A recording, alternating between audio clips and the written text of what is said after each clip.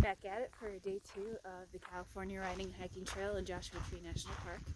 I'm headed west through Juniper Flats to sort of the western part of the park, and it's a little bit more of a remote section. You're gonna get some really big Joshua trees today, and then gonna finish up at Blackrock Campground. So I hiked about 21 miles yesterday, so the trail is only like 37-38 miles long, well over halfway. So might even take a little detour if I have the time, and yeah, let's keep going. A couple miles in from the Juniper Flats trailhead, you can kind of see why this area is called Juniper Flats. There's just tons of junipers everywhere. There is a mile marker coming up here. Let me see where we're at. I stopped paying attention. 20 something, 23 maybe? 23. So 23 miles. You're gonna be surrounded by junipers. It's really pretty, and then if there's rainfall in Southern California, you actually get wildflowers at this time of the year. First time I did this trail was when it was full of wildflowers, and it was awesome. But getting really close to the little challenge on this trail, where the trail goes down kind of into a canyon and you got to come back up. Comparatively to other trails, not so bad, but on this trail you kind of get lulled into complacency, and then you got to do some little bit of steep stuff. And here it is. So if you don't mind the wind, this mountain back here is Mount San Jacinto. It's across the Coachella Valley from Joshua Tree. It's 10,800 feet in elevation, and it is my favorite mountain. Which is funny because I don't think I've ever vlogged my favorite mountain. But this is kind of the steep part. Gonna go down into this valley and then kind of step. I'm heading towards this flat, like right over here. You can kind of see it just kind of steps up in elevation over there. Again, compared to most other trails, this is a trail. This is what they are, but with this one, it's like the most climbing you have to do. I mean, the gradual elevation change will gradually drain you, but like it's not steep. And then walking through sand is also draining. My hips were letting me know that last night, but it's not steep. This is the only steepish part of this trail. I'm at the top of that climb, out of that little canyon valley area. This is the trail. It's going to curve to the left pretty soon. This is going to be looking back at what I just climbed out of. Actually, at the end of this, you can kind of see faint mountains on the other side, is the Coachella Valley. And Coachella Valley might actually be just on the other side of these mountains here. But since I am at the top of the climb, I wanted to show this. Look at how flat that is. This is Covington Flat, and it's going to be pretty awesome. I have a water cache at, there's backcountry roads in this area. There's no paved roads. And there's a backcountry board at a trailhead called, I guess, Covington Flats, and I have a water cache there. So I was able to get my car there with high clearance. Didn't need four-wheel drive, but it is about 9 miles on unpaved, sometimes pretty rutted roads. Okay, here's the backcountry board, and I didn't hide it as much as I could, but my water cache is still here. So I am now 2 out of 3 on water caches.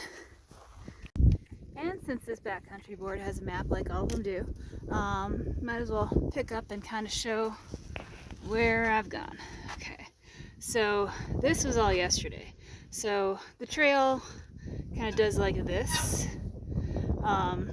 So back here is the part that headed north. And then I hit Geology Tour Road, went past all the Ryan stuff, camped, I forget if it was before or after this, probably after this.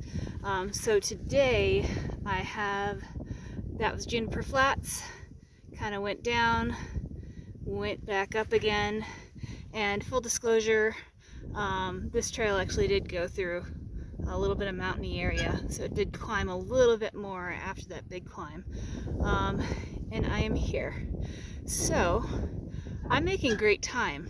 So what I'm actually going to do is I'm going to take another trail. I'm going to do an additional trail. The Covington Crest Trail will lead me right here. Good views of the mountains, the surrounding mountains, and the Coachella Valley. So I'm going to do that. Then I'm going to continue on the trail. It'll start to curve around and then past this head north again to Blackrock Campground.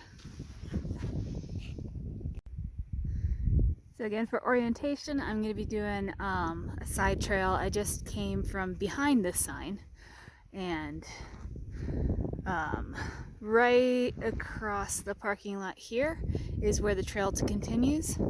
I'm actually going left right here because there's that extra trail that takes me out to that nice view. So 2-mile trail. I've got the time, I need the exercise, so I'm going to take it, and then I'm going to join back up with the riding and hiking trail. One of the things I love about this section though, this just area of the park, is look at these Joshua trees. They look like actual trees. I mean, they're huge, and not only do they look like actual trees, but if you see, they actually cast real shadows too, which a lot of the other Joshua trees do not. So some really old, really healthy Joshua trees back here in this section. They're very slow growing, so like these trees could be a couple 100 years old. And again, they're not trees. I believe they're a type of yucca, but they actually look like trees in this part. Big Joshua tree. Oh, that shade feels nice. End of the line for the Covington Crest Trail. I think this view is pretty worth it.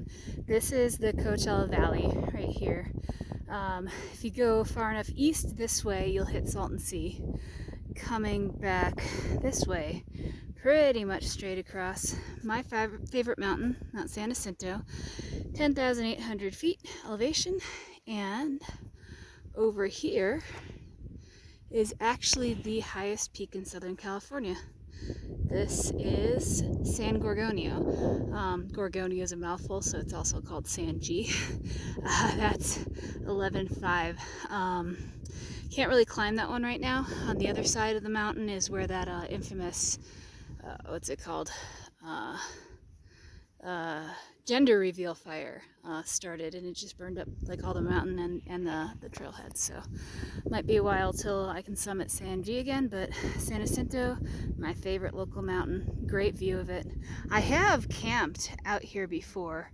It's not that far away from the trailhead. This is going to be looking back towards where I came, and at least in the winter, it was December, the sun set behind San Jacinto, and it was pretty awesome. But nice little detour, had the time. I might log it on the way back and see if it's really 2 miles, because it did not seem that far. And just one thing I forgot to point out is at the bottom of this valley, there's kind of these line-shaped hills. That is the San Andreas Fault, featured in many of those earthquake disaster movies set in California. Okay, that is it for my little side trip to Covington Crest. My GPS logged this trail as 1.5 miles. It even seemed kind of quick for 1.5 miles, since it's not that difficult. So, reorienting. I just came out of the trail by the backcountry board and going straight on the trail, crossing the circle lot to the rest of the California riding and hiking trail, and should be doing maybe about 2 more miles over Covington Flat. All right, getting views of the valley below where all the towns are. I just left Covington Flat. There's actually a trail sign right here. This is a trail junction. So yeah, I'm on the California Riding and Hiking Trail. Just left Covington Flat, which was back here, and it's gigantic Joshua trees. There's still like one pretty big one right there. And now the trail kind of follows this drainage that goes downhill. And it's a little sandy, so hiking the trail in the other direction, this is a bit of a pain in the butt, but I'm not going uphill, I'm going downhill, and should be a breeze. I'm starting to pass these trail junctions, these signs for other trails, which means that I am getting pretty close to Blackrock Campground. Also, I just passed a 36-mile marker, so definitely getting close to the end here. And there's a series of like a network of trails that leads out from Blackrock Campground. So going to be passing a whole bunch of those little trail junctions. And Blackrock is actually a really nice campground in that it's got running water and flush toilets, which a lot of these other campgrounds in the national park, at least this national park, do not have.